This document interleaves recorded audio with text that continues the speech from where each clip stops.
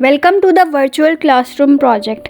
आज का टॉपिक बहुत सीरियस है, पुलिस ब्रूटैलिटी और किस तरह सिविल लिबर्टीज़ को सप्रेस किया जा रहा है, specially in recent protest across Pakistan. पिछले कुछ दिनों में हमने देखा कि कैसे पीसफुल प्रोटेस्ट को पुलिस ने डिस्प्रोपोर्शनेट फोर्स के साथ क्रश करना शुरू कर दिया। कराची में एक सिविल सोसाइटी लेड प्रोटेस्ट को वायलेंट तौर पर डिस्पर्स किया गया। आपने देखा होगा कि कैसे औरतों को ज़मीन पर घसीटा गया, जर्नलिस्ट को मारा गया और लोगों के कपड़े तक फट गए जब उन्हें अरेस्ट किया जा रहा था। ये सब कुछ वो लोग फेस कर रहे हैं जो अपने कॉन्स्टिट्यूशनल राइट टू प्रोटेस्ट को एक्सरसाइज कर रहे थे। लाहौर में भी कुछ ऐसे ही सीन्स देखने को मिले जब स्टूडेंट्स एक अलेज्ड रेप के खिलाफ प्रोटेस्ट कर रहे थे। वहाँ भी पुलिस ने स्टूडेंट्स को ब्रूटली ट्रीट किया।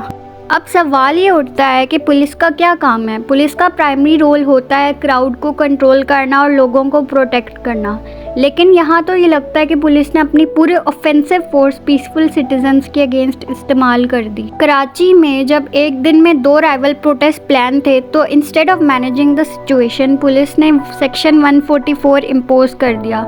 सेक्शन 144 का इस्तेमाल एक ऐसे लीगल लूप होल के तौर पर हो रहा है जो कि पॉलिटिकल डिसेंट को साइलेंस करने के लिए यूज़ किया जाता है instead of ensuring the safety of citizens. ये एक्शंस एक बहुत डेंजरस प्रेसिडेंट सेट कर रही हैं। इस तरह की एक्सेसिव फोर्स यूज़ करने से सिविल लिबर्टीज़ जैसे फ्रीडम ऑफ असेंबली और फ्रीडम ऑफ एक्सप्रेशन का स्पेस कम होता जा रहा है। जब लोग पीसफुली प्रोटेस्ट नहीं कर सकते तो ये डायरेक्टली उनके डेमोक्रेटिक राइट्स को चैलेंज करता है। ये डर पैदा कर रहा है कि अगर आप अपने हकूक़ के लिए आवाज़ उठाएंगे तो आप भी इसी तरह का ट्रीटमेंट फेस करेंगे। अब ये भी समझना ज़रूरी है कि ये पुलिस एक्शंस कहीं ना कहीं लीडरशिप फेलियर का रिज़ल्ट हैं।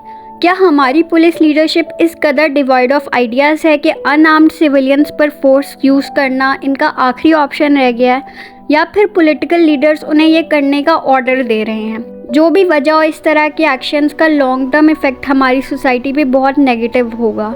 तो इस प्रॉब्लम का सलूशन क्या हो सकता है? सबसे पहली बात यह है कि हमें पुलिस रिफॉर्म्स की ज़रूरत है। हमारी पुलिस को मॉडर्न क्राउड मैनेजमेंट टैक्टिक्स सिखानी होंगी जो कि पीसफुल प्रोटेस्ट को प्रोटेक्ट कर सकें और वायलेंट ग्रुप्स को सेपरेट कर सकें।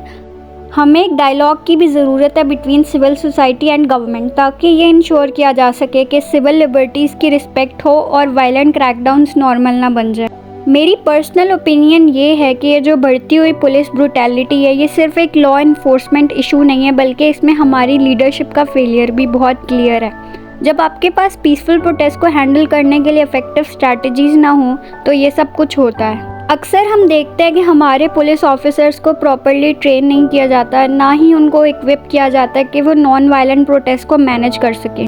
उनको सिर्फ फोर्स का यूज़ सिखाया जाता है। ये अप्रोच ना सिर्फ सिटीजन्स के राइट को वायलेट करता है बल्कि पुलिस और अवाम के दरमियान का गैप और बढ़ा देता है। आज के ज़माने में क्राउड कंट्रोल एक साइंस है। हर जगह दुनिया भर में प्रोटेस्ट होते हैं और हर मुल्क की पुलिस को ये समझना पड़ता है कि किस तरह प्रोटेस्टर्स को अलग करना है और मिसक्रिएंट्स को अलग करना है। ये पाकिस्तान में क्यों नहीं हो रहा?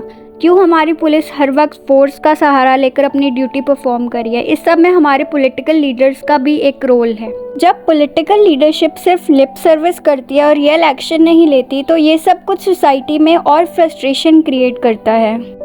तो फाइनली आज की इस वीडियो का मकसद ये था कि आपको ये समझा सकें कि पुलिस ब्रूटैलिटी का ये ट्रेंड हमारी सोसाइटी के लिए कितना डैमेजिंग हो सकता है। हमारी ये रिस्पॉन्सिबिलिटी है कि हम इन्फॉर्म्ड रहें, पीसफुली अपने राइट्स को एक्सरसाइज करें और हुकूमत को अकाउंटेबल रखें। आप क्या सोचते हैं इस इशू के बारे में? कमेंट्स पे अपने थॉट ज़रूर शेयर करें। अगर ये वीडियो आपको इन्फॉर्मेटिव लगी तो इसे लाइक और शेयर करें ताकि ज़्यादा लोग इस बात पर बात कर सकें।